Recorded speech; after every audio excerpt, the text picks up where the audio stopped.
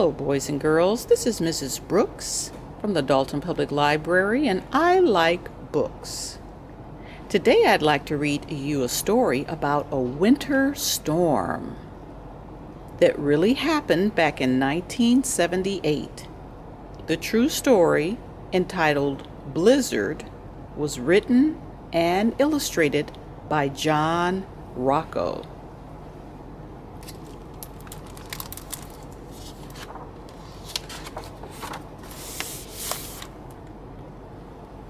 One day, when I was a young boy, nearly 4 feet of snow fell from the sky. This is my story.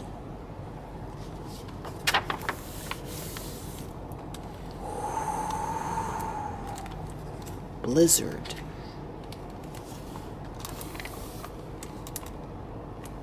The first flakes fell right before recess. It was followed by many, many more.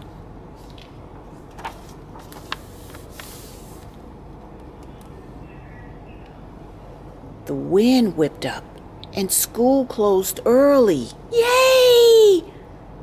By the time my sister and I got home, the snow was already over our boots.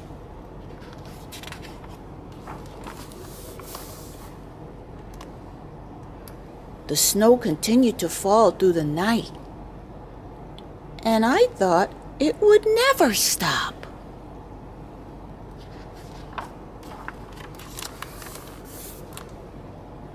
The next morning, the snow drifts were so high we couldn't open our front door. Be careful. So we went out the window instead.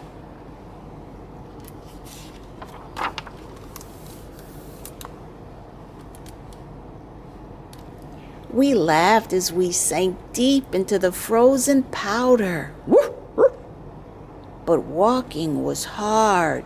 It was like trying to move through the white quicksand. Every few steps, I had to stop and rest. It was even too deep for our sled. We need sled dogs.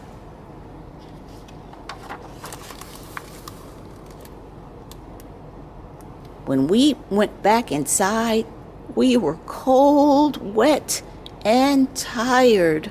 Welcome back, explorers. We made camp by the wood stove, and our feet tingled as we sipped hot cocoa made with milk.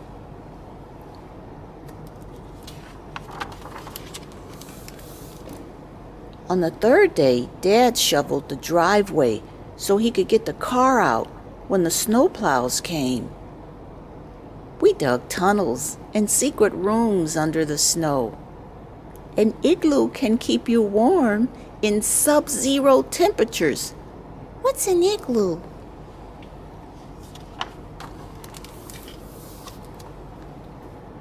By day 4, the plows still hadn't come.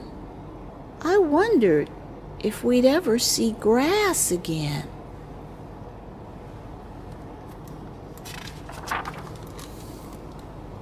Inside, things got tense as our food started to run out. I knew we couldn't survive much longer on cocoa made with water. We need to get to the store, But the roads aren't plowed, and we certainly can't walk through this.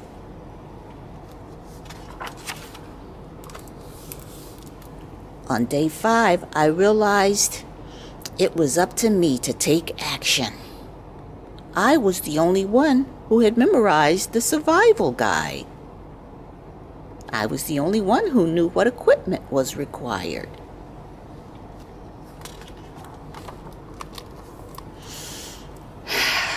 I was the only one light enough to walk on top of the snow.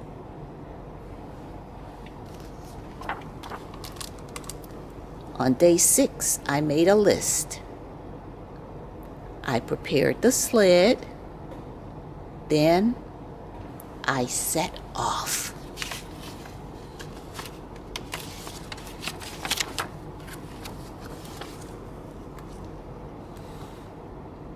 My usual landmarks were covered by snowdrifts, but I managed to check in with the neighbors on my long journey.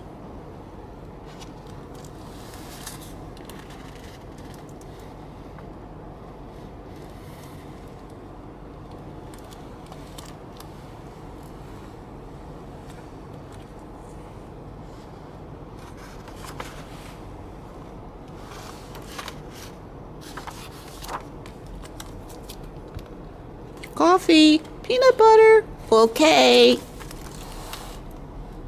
At last, I reached the store. I was tired, hungry, and chilled to the bone, but I couldn't think about myself. I was on a mission. Are you going to carry all this by yourself? Yes, sir. I've got my sled. Yes, he's on his way back now.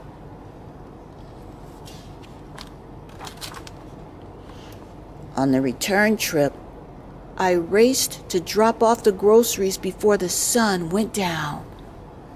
Wow! Grateful smiles and cheers gave me the energy I needed to make it back home. Bye. Be careful.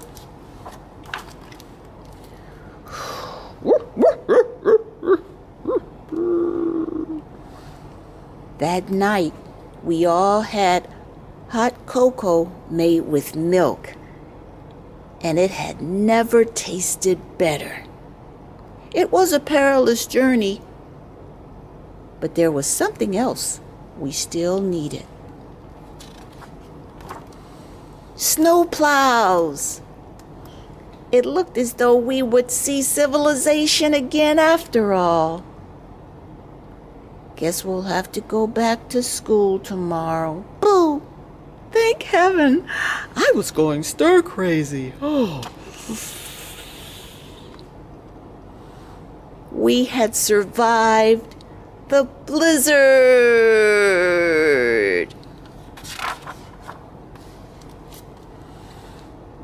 On Monday, February 6, 1978, New England experienced one of the biggest snowstorms in its history.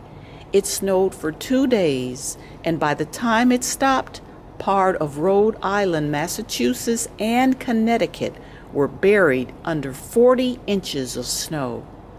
That's 4 times the height of this book. The wind was blowing 50 miles an hour and created snowdrifts up to 15 feet high. When I grew up in Rhode Island, it took over a week for snowplows to get to our street. This book is based on my experience as a 10-year-old boy in that blizzard and how I got to the store over a mile from my house with tennis rackets tied to my feet. I hope you all don't have to experience a blizzard, but if you do, you still can survive. The end. Thanks for listening.